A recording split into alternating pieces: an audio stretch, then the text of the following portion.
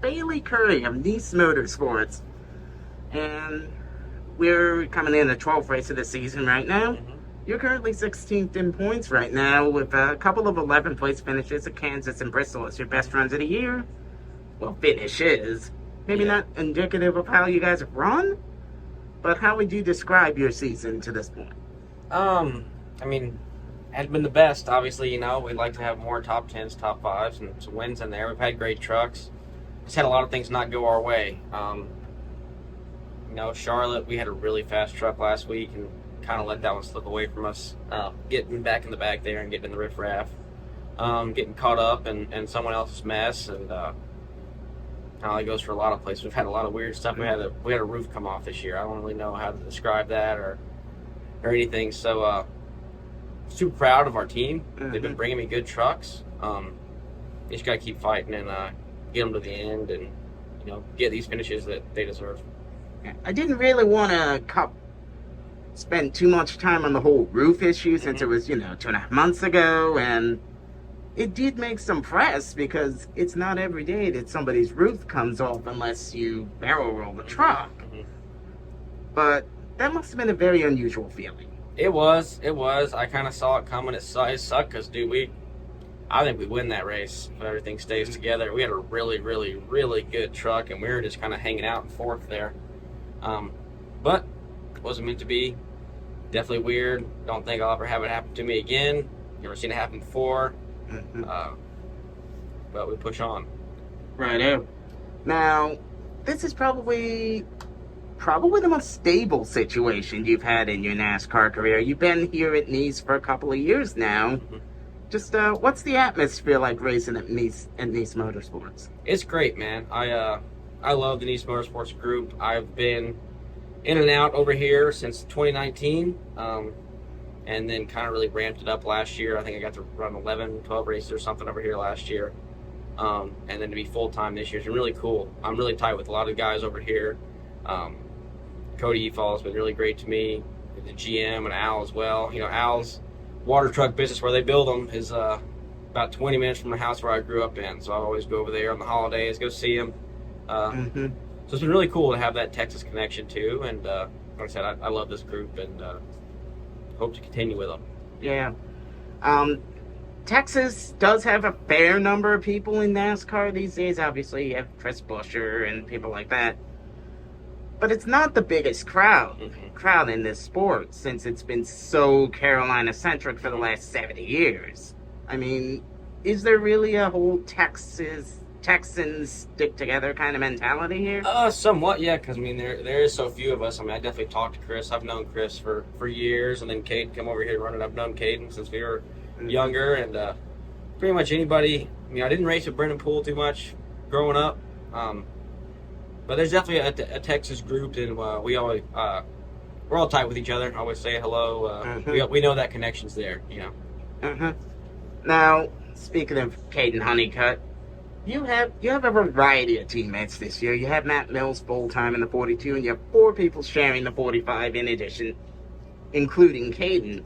What's it like working with your 5 different teammates this year? It's been good. You can learn stuff from everybody. So it's good to have those different perspectives and be able to talk and bounce ideas off one another.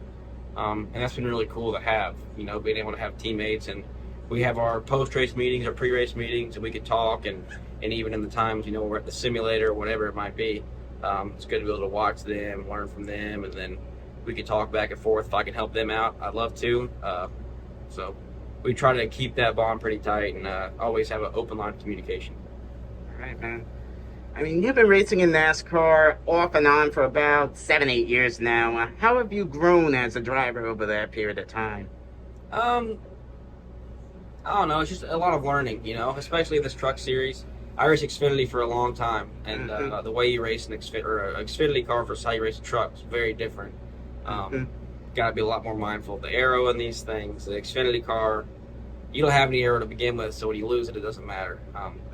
But with these, it's a bit of a learning curve.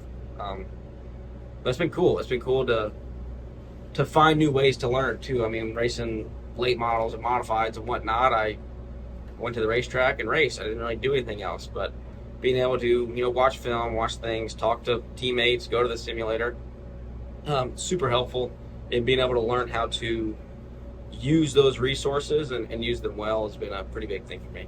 Mm-hmm. Now, in your time in the Xfinity Series, it was a lot of back and forth between small operations. Mm-hmm. There was teams that were S&Ping at the Mm-hmm. time. I remember talking to Mike Harmon on the grid at Charlotte in 2019, and you had put his second car in the top 20 in the starting grid there, Mm-hmm. which was considered quite an accomplishment since they had like 43 cars there, and he had a lot of great things to say about you back Mm-hmm. then. I mean, the goal back then basically just getting rides was a bit of a toughie at that point. How were you going about getting rides at that point? Was it simply just putting yourself out there? Yeah, a lot of that. I definitely have showed up at plenty of shops unannounced or uninvited just to go talk to people. That's the only way to do it, and a lot of it was like that weekend at Charlotte, running a starting park car and going and qualifying well and kind of showing what I could do behind the wheel. And there's other people that didn't need. I mean, at that time there was a lot of cars showing up every week, and they needed people to qualify in the race. And I had gotten pretty good at qualifying with an Xfinity car at the time. And that definitely helped, and those start park rides kind of turned into full races, and it's kind of snowballed from there. Right. Now, with some of the, you're 16th in points right now, but unfortunately, you're 75 points out of the playoffs right now. That's going to be very difficult to make up with 5 races to go before the playoffs. No doubt.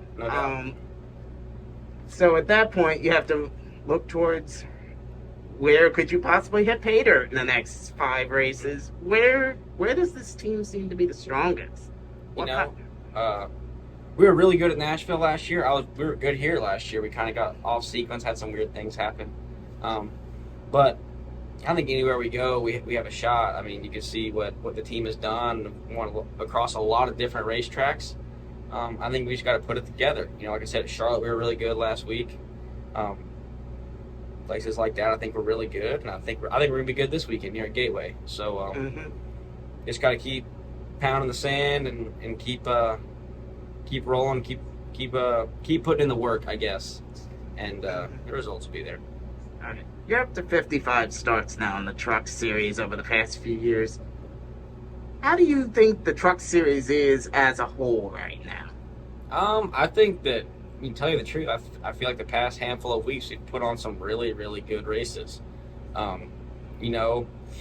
We've had our rough patches as a series, had some races last year that didn't go great, and Martinsville's a tough one for anybody, and lots of beating and banging at those places. But I feel like we've been able to put great races on. I mean, we went to Kansas and had one caution for cause, I think, but the racing was great.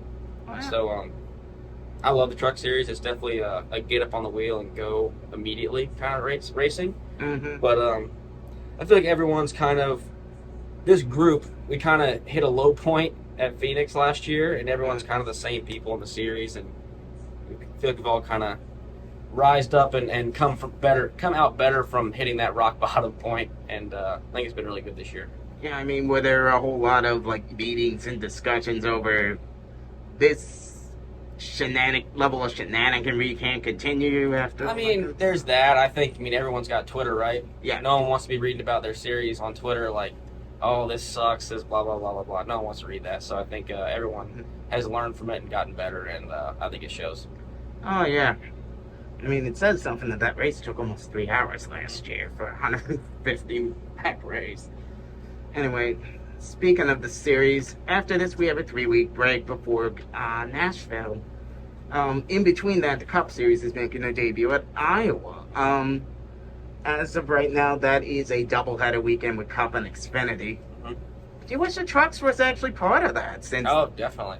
The Trucks have raced the most recently at Iowa of the 3 main series. No, I think Iowa's a great racetrack, one of the best that any of the 3 NASCAR series have raced at, in my opinion. I've only raced there once, and it was with a not so great truck back in the day when I was just kind of getting my feet wet before I was with Niece, and still a blast though. Still loved it.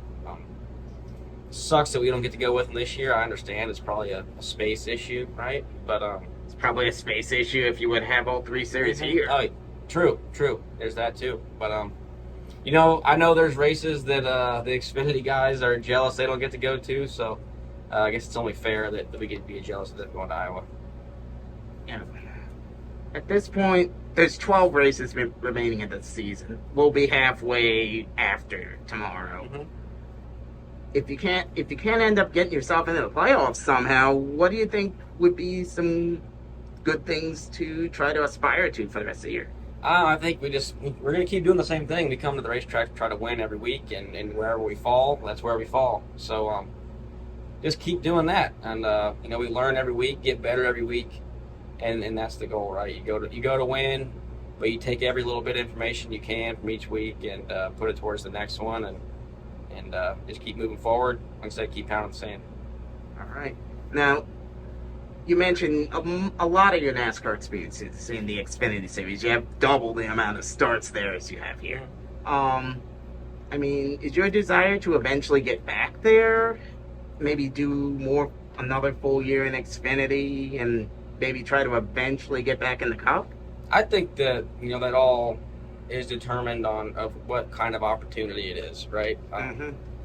I think that where I'm at is I've been in the Cup Series, I've been in the Xfinity Series, but I put this ride that I'm in right now to be the top tier of anything I've been in, because I'm in a competitive truck, and these trucks can go run up front and win races. So, like I said, it has to be the right opportunity, and I've said I love this Niece Motorsports group. Have a ton of fun here.